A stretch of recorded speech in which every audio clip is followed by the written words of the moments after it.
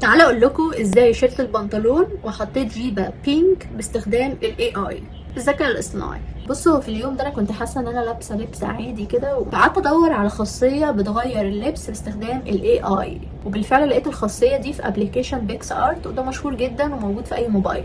اول حاجه هتدخلي الصوره على الابلكيشن عادي جدا، بعد كده هتلاقي في الشريط اللي تحت ده اوبشن، تاني اوبشن على طول اسمه تولز، هتدوسي عليها. بعد كده تظهر لك القائمه دي، فهتدوسي على اي اي ريبليس. هنا بقى هتحددي بالتاتش كده الجزء اللي انت عايزه تستبدليه، يعني تعملي له ريبليس. يعني احنا عايزين نشيل البنطلون ونحط السكيرت البينك دي. بعد كده بقى هتدوسي على ريبليس، فهيطلع لك الصفحه دي. هيقولك انت عايزه تحطي ايه بدل البنطلون.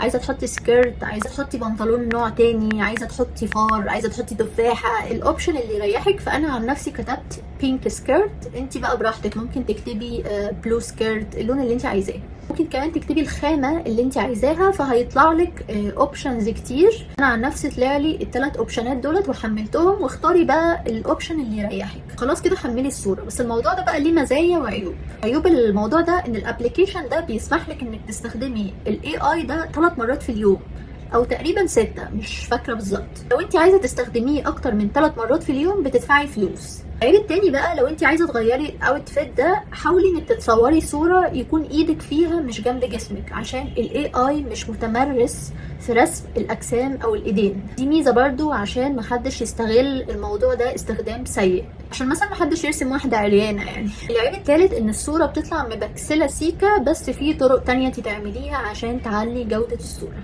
لو عايزين تعرفوا هي ايه اكتبولي في الكومنتات.